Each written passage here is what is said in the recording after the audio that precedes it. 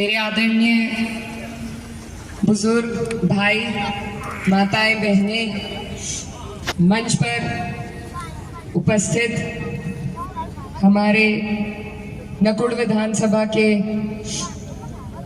पूर्व प्रत्याशी साहिल खान साहब, सुबह से हमारे साथ चल रहे पुष्पेंद्र चौधरी जी,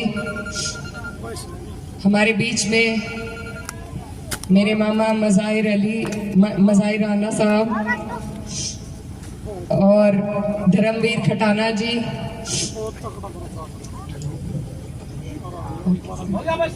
सम्मानित मंच और बुजुर्गों, मैं सबसे पहले धन्यवाद देना चाहती हूँ गांव सालापुर का कि आपने हमारा इतना भव्य स्वागत किया और इतना अच्छा कार्यक्रम आयोजित किया। आपका दिल की गहराइयों से बहुत बहुत धन्यवाद।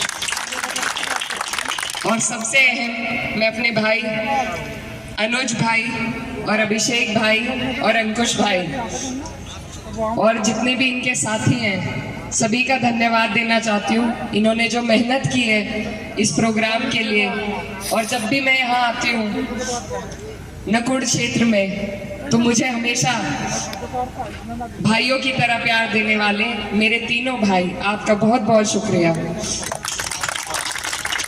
आज आपके बीच में चुनाव का दौर चल रहा है, मैं वोट की अपील करने के लिए आई हूँ। 19 तारीख है, साइकिल का हमारा निशान है और आप सबसे मेरी अपील है कि आप लोग इस बार बदलाव के लिए वोट दें, क्योंकि जो हालात हमारे देश के हैं आपके सामने हैं। डबल इंजन की सरकार है, लेकिन आपको और हमें क्या उससे फायदा हुआ ये हम जानते हैं।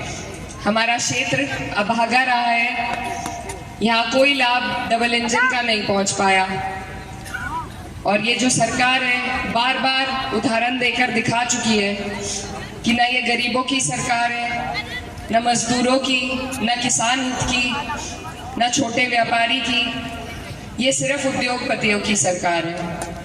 इन्होंने 16 लाख करोड़ रुपए उद्योगपतियों का माफ किया है कर्जा, लेकिन किसान का कर्ज माफ करने के लिए इनके पास पैसे नहीं है। आपसे और हमारे साथ हमेशा छलावा किया जाता है, कोई नीति हमारे लिए नहीं बनाई जाती। जो पहले से मौजूद नीतियां हैं उनको इस तरीके से खत्म किया जा रहा है कि जो लाभ उनका आपको और हमें पहुंचता था वो ना पहुंचे। हमारे भाई यहाँ खड़े हैं, पहले फौज की तैयारी करते थे, आज अग्निवीर बनाकर उन्हें खड़ा कर दिया ताकि उन्हें पेंशन ना देनी पड़े। यही हाल किसी भी वैकेंसी का, जब कोई, वैसे तो ये भर्ती कराते नहीं, लेकिन जब कोई वैकेंसी निकलती है तो उससे पहले पेपर लीक कराकर फॉर्म के माध्यम से आपके पैसे ले लेते हैं, लेकिन आपको कुछ देने का काम नहीं करते। आज महंगाई कितनी बढ़ गई है ये मेरी माएँ बहनें आपको बता देंगी। जो बजट के हिसाब से अपना रसोई चलाती थी, आज 1100 का सिलेंडर उन्हें लेना पड़ रहा है, तो वो कितनी परेशान इस बात से हैं ये आप उनसे पूछिए। आज आपके ट्यूबवेल तक बिजली के मीटर पहुंच गए हैं और जो बिल आ रहे हैं वो बेहिसाब आ रहे हैं। तो आपके और हमारी कल्याण की जो भी योजना सरकार का काम है जो बनाना, वो अब तक तो कोई हमारे सामने आई नहीं। सड़कों की बात करते हैं, हाईवे की बात करते हैं, हाईवे बाद में बनते हैं, टोल बूथ पहले बन जाते हैं।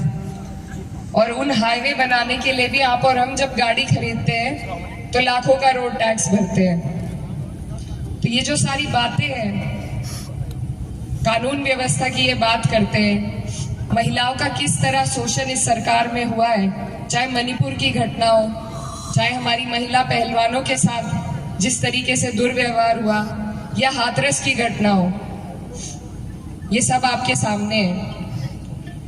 इन्होंने असंवैधानिक जो कार्रवाई करी है बुलडोजर चला चलाकर, वो भी आपके सामने है।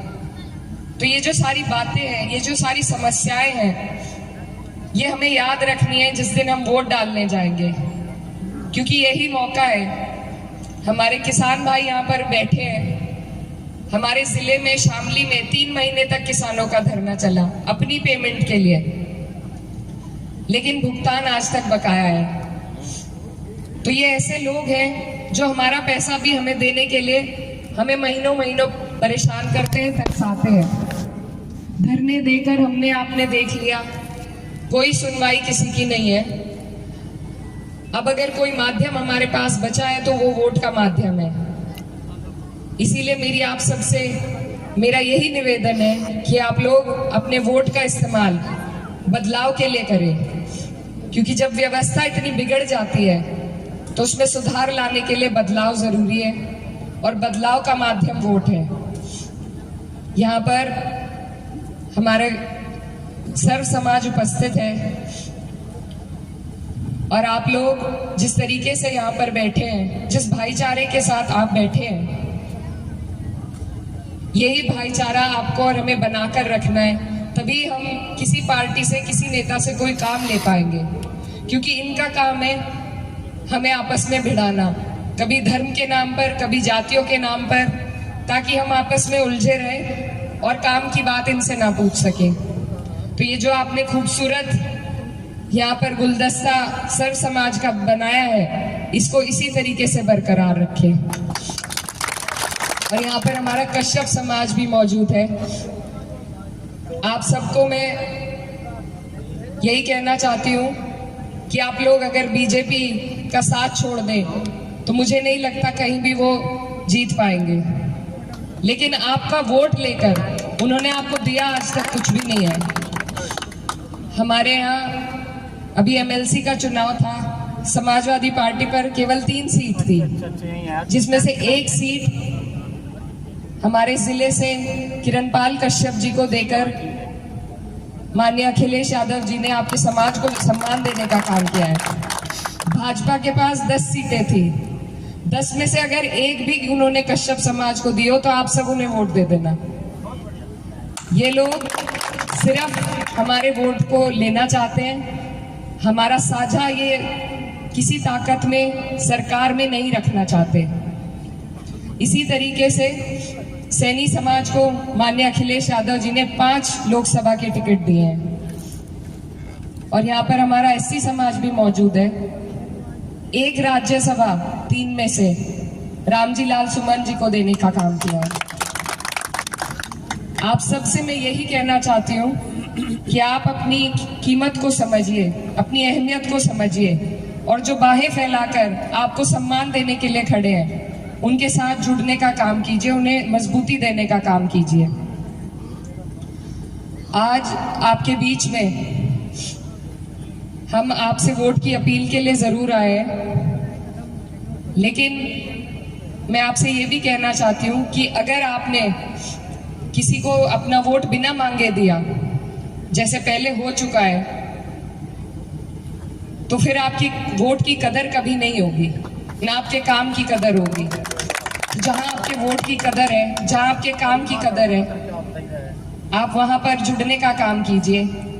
अगर हमने बार बार ऐसी सरकार को वोट दिया और उनके दिल में ये एहसास हो गया कि वो चाहे कुछ भी कर ले, आप उन्हें वोट देंगे, तो उनके दिल से आपका डर निकल जाएगा। और जब नेता के दिल से जनता का डर निकल जाता है तो वो तानाशाही पर आ जाते हैं। तो अपने डर को बरकरार रखिए, बदलाव लाइए, बार बार बदलाव लाइए, तभी सारे नेता चुस्ती के साथ आपका काम करेंगे। मेरी आप सबसे यही अपील है कि आप सब मेरे बड़े हैं, बुजुर्ग हैं। आपने हमारे माननीय सांसद जी को एक मौका दिया था। आज मैं आपके क्षेत्र की बेटी भी हूँ, बहन भी हूँ, भांजी हूँ आपकी, और आज मैं आपसे एक मौका मांगने के लिए आई हूँ। और मैं आपसे वादा करती हूँ कि आप जो ये मान सम्मान आज आपने हमें दिया है, ये मैं कभी नहीं भूलूंगी।